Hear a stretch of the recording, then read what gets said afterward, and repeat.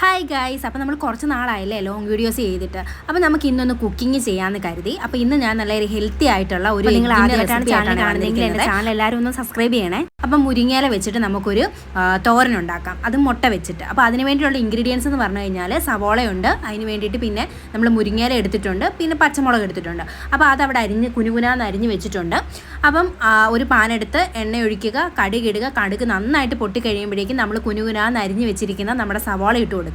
അപ്പോൾ സവോള ഇട്ട് കഴിഞ്ഞിട്ട് നമുക്ക് നന്നായിട്ടൊന്ന് വഴറ്റിയെടുക്കാം. അപ്പോൾ സവോളയുടെ ആ ഒരു പച്ചപ്പൊക്കെ മാറിയിട്ട് ജസ്റ്റ് ഒന്ന് വഴന്ന് വരുന്ന സമയം വരെ നമുക്കൊന്ന് വെയിറ്റ് ചെയ്യാവേ. ഇതിൻ്റെ കൂടെ വേണമെങ്കിൽ നിങ്ങൾക്ക് ഉപ്പ് ആഡ് ചെയ്യാം. ഞാനങ്ങനെ ആഡ് ചെയ്തിട്ടില്ലായിരുന്നു, സത്യം പറഞ്ഞാൽ ഞാൻ മറന്നു പോയായിരുന്നു കേട്ടോ. അപ്പം നമുക്ക് നന്നായിട്ടൊന്ന് വഴറ്റിയെടുക്കാവേ. അപ്പോൾ ഇത് നന്നായിട്ട് വഴന്ന് വരുന്ന സമയമാകുമ്പോഴേക്കും നമുക്ക് പച്ചമുളക് ഇട്ട് കൊടുക്കാം. അപ്പം ഞാനൊരു 1-2 പച്ചമുളക് ഇട്ടിട്ടുള്ളൂ, ഒരു പച്ചമുളക് ഇട്ടിട്ടുള്ളൂ. അത്യാവശ്യം നല്ല എരിവുള്ള പച്ചമുളക് ആയതുകൊണ്ട് ഞാൻ ഒരു പച്ചമുളക് ഇട്ടിട്ടുള്ളൂ. നിങ്ങൾക്ക് എരി വേണമെങ്കിൽ അതിനനുസരിച്ച് നിങ്ങൾക്ക് ആഡ് ചെയ്ത് കൊടുക്കാവേ. പിന്നെ നമ്മുടെ മുരിങ്ങയില നമ്മൾ ജസ്റ്റ് ഇങ്ങനെ അതിൻ്റെ ആ ഒരു അടർത്തിയിട്ട്, ഞാൻ ഓരോ ഇലകളായിട്ട് അടർത്തിയിട്ടില്ല, ഇങ്ങനെ ജസ്റ്റ് ഇങ്ങനെ ഊരിയെടുത്തിട്ട് ഇട്ടിരിക്കുക കേട്ടോ.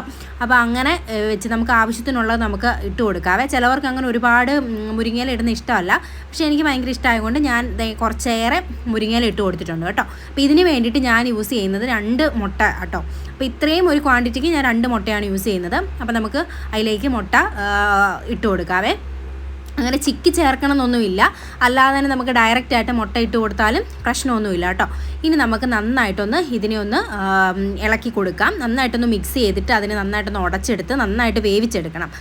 അപ്പം നമുക്ക് ഈ ഒരു ടൈം ആകുമ്പോഴത്തേക്കും നമുക്ക് വേണമെങ്കിൽ ഉപ്പ് ആഡ് ചെയ്ത് കൊടുക്കാം. അപ്പോൾ അങ്ങനെ ഞാൻ ഉപ്പ് ആഡ് ചെയ്ത് കൊടുത്തിട്ട് നമുക്ക് ആവശ്യത്തിനുള്ള ഉപ്പ് ആഡ് ചെയ്ത് കൊടുക്കാം. എന്നിട്ട് നമുക്ക് നന്നായിട്ടൊന്ന് അതിനെ ഒന്ന് ചിക്കി എടുക്കാവേ.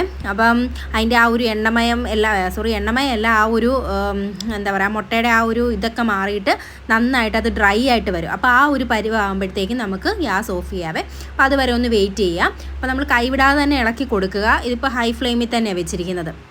പിന്നെ ഇതിൻ്റെ കൂടെ വേണം നിങ്ങൾക്ക് തേങ്ങ ചേർക്കണമെങ്കിൽ ചേർക്കാം.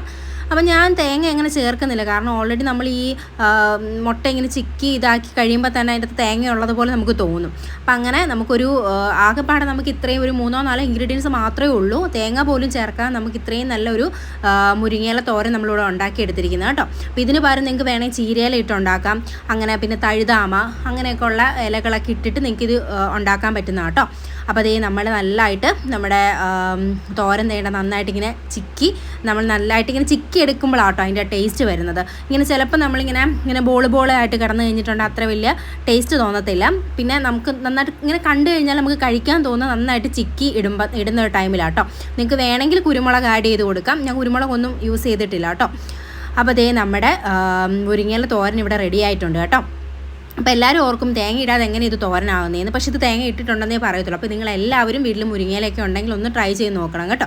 അപ്പം എൻ്റെ വീഡിയോ ഇഷ്ടപ്പെട്ടിട്ടുണ്ടെങ്കിൽ എല്ലാവരും എൻ്റെ ചാനലൊന്ന് സബ്സ്ക്രൈബ് ചെയ്യണേ. അപ്പം ഞാൻ ഫസ്റ്റ് ടൈം ആട്ടോ ഇത് ഉണ്ടാക്കി കഴിക്കുന്നത്. അപ്പോൾ എനിക്ക് ഒരുപാട് ഇഷ്ടപ്പെട്ട്.